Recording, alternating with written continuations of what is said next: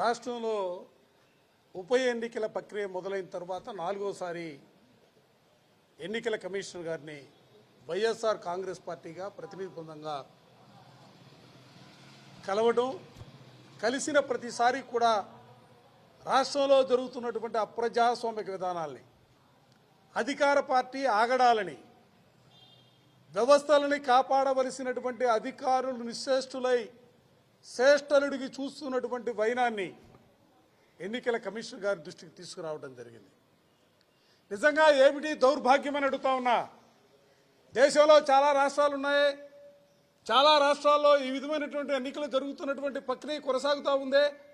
బహుశా దేశంలో ఎక్కడా కూడా లేని విధంగా ఈరోజు ఈ రాష్ట్రంలో అధికార వ్యవస్థలు పనిచేయవు. చంద్రబాబు నాయుడు గారు రచించినటువంటి రాజ్యాంగం, లోకేష్ బాబు గారు సృష్టించినటువంటి రెడ్ బుక్ రాజ్యాంగాన్ని ఈ రాష్ట్రంలో అమలు చేస్తున్నటువంటి పరిస్థితుల్ని ఈ సందర్భంగా రాష్ట్ర ప్రజానికాన్ని కూడా గమనించమని చెప్పి నేను కోరుతా ఉన్నాం. ఇవాళ ఏం జరుగుతూ ఉంది? సహజంగా ఎక్కడైనా కూడా ఎన్నికలు జరుగుతూ ఉంటే వాళ్ళ పార్టీ సింబల్ మీద గెలిచినటువంటి వ్యక్తులు పోటీ చేయటం అనేది సర్వసాధారణంగా మనకు తెలుస్తున్నటువంటి అంశం. ఇవాళ మీరు ఎవరు నిలబెడతా ఉన్నారు? పిడుగురాళ్ళలో 33 స్థానాలకి 33 కౌన్సిలర్లు వైఎస్ఆర్ కాంగ్రెస్ పార్టీ గెలిస్తే ఇవాళ మీరు పెట్టినటువంటి అభ్యర్థి ఏ పార్టీ పరంగా పోటీ చేస్తూ ఉన్నాడు? తిరుపతిలో మీరు గెలిచింది ఒక్క కార్పొరేటర్ సీటు. మీరు ఎక్కడ ఎట్లా పోటీ చేస్తారు, ఎట్లా గెలుస్తారు? తునిలో 30 స్థానాలకి 30 స్థానాలు వైఎస్ఆర్ కాంగ్రెస్ పార్టీ గెలిస్తే అక్కడ 3 సార్లు ఎన్నికల ప్రక్రియ వాయిదా వేసినటువంటి పరిస్థితులు కూడా మనం చూస్తూ ఉన్నాం.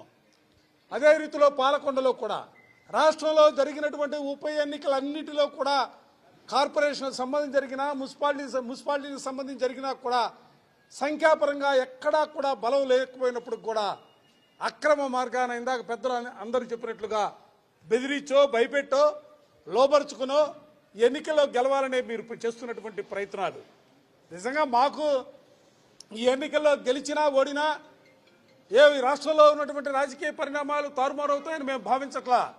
లేదా వైఎస్ఆర్ కాంగ్రెస్ పార్టీ ఏదో ఆకాశాన్ని అంటుకుంటుందనే రీతిలో మేము మాట్లాడతల్లా. మేము కావాలనుకునేది, కోరుకునేది ఈ రాష్ట్రంలో ప్రజాస్వామ్యం బతకాలా, ప్రజాస్వామ్య విలువల్ని కాపాడాలా, వ్యవస్థల అటు కోసం పనిచేయాలా. కక్కిన కూడు కోసం ఆశపడే రాజకీయ పార్టీలు ఉన్నటువంటి పరిస్థితుల్లో కనీసం వ్యవస్థలైనా కూడా సక్రమంగా పనిచేయాలనే భావంతోనే మేము పదే పదే ఎన్నికల కమిషన్ అంటే ఒక గౌరవం, ఎన్నికల కమిషన్ అంటే వ్యవస్థలను కాపాడుతూనే ఒక నమ్మకం, విశ్వాసంతో ఎక్కిన మెట్లు ఎక్కుతూనే ఉన్నాం. అందుకే ఈ రోజున కమిషనర్ గారికి కూడా గట్టిగా చెప్పాం, వ్యవస్థలను కాపాడండి. ఇవాళ ఈ రాష్ట్రంలో ప్రజాస్వామ్య విలువలు కాపాడాలంటే తప్పనిసరిగా మీరు మీకున్నటువంటి పవర్స్ని ఉపయోగించాలా.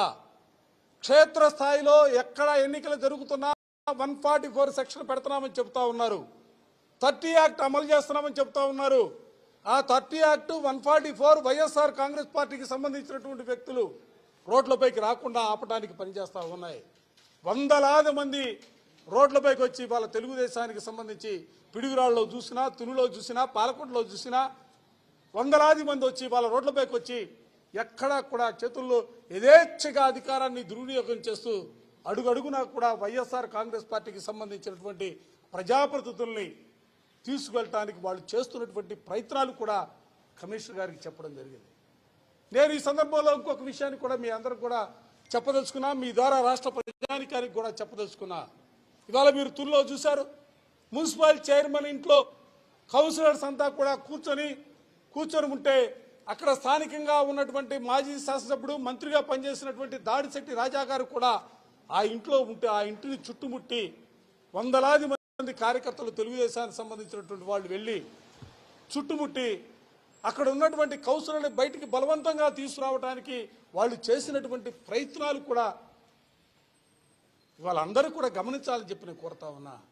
అందుకే ఇవాళ విధి లేనటువంటి పరిస్థితుల్లో, వ్యవస్థలపైన నమ్మకం సన్నగిలినటువంటి పరిస్థితుల్లో జిల్లా పార్టీ అధ్యక్షుడిగా ఉన్నటువంటి దాడిశెట్టి రాజా గారు, మాజీ మంత్రిగా పనిచేసినటువంటి దాడిశెట్టి రాజా గారు, అనేక సంవత్సరాలుగా ఆ ప్రాంతానికి ప్రాతినిధ్యం వస్తున్నటువంటి దాడిశెట్టి రాజా గారు ఇవాళ విధి లేనటువంటి పరిస్థితుల్లో ప్రజాస్వామ్యాన్ని పరిరక్షించాలనే ఆలోచనతో కాకినాడ జిల్లాలో ఉన్నటువంటి అన్ని ప్రాంతాల నుంచి కూడా వైఎస్ఆర్ కాంగ్రెస్ పార్టీ కార్యకర్తలు చెలో తుని పేరుతో రేపు అందరినీ కూడా తునికి రమ్మని ఆయన పిలుపునిచ్చినటువంటి అంశాన్ని కూడా ఈ సందర్భంగా గుర్తు చేస్తా ఉన్నాం.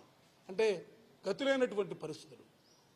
ఇవాళ ప్రజాస్వామ్యాన్ని పరిరక్షించుకోవడం కోసం బలమున్నటువంటి వైఎస్ఆర్ కాంగ్రెస్ పార్టీ అక్కడ ఎన్నికల్లో పోటీ చేయడం కోసం తప్పనిసరి పరిస్థితుల్లో చెలో తునికి పిలిపించినటువంటి వైనాన్ని, అంటే దాని అర్థం ఏముంటుందో దయచేసి ప్రజాస్వామ్యవాదులందరూ కూడా గమనించమని కోరుతా ఉన్నా.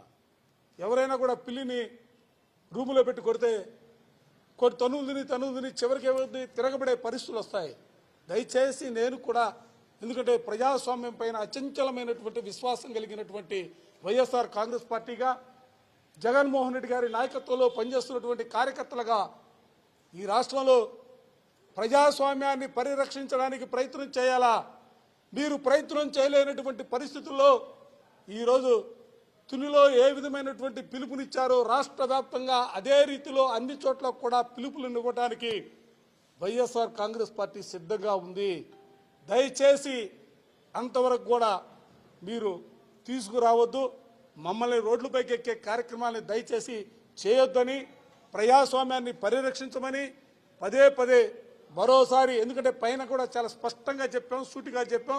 మరలా మీ ద్వారా కూడా ఈ రాష్ట్రంలో ఉన్నటువంటి వ్యవస్థలన్నిటికీ కూడా పోలీస్ అధికారులకు కానీ, ఎన్నికల కమిషన్కి కానీ, ఎందుకంటే కేంద్ర ప్రభుత్వం కూడా పైన ఉంది, వారికి కూడా మేము చెప్పదలుచుకున్నాం. రాష్ట్ర కాంగ్రెస్ పార్టీ తరఫున తీవ్రంగా దీన్ని వ్యతిరేకిస్తూ ఇవాళ ఎలక్షన్ కమిషన్ వారిని కూడా కలవడం జరిగింది.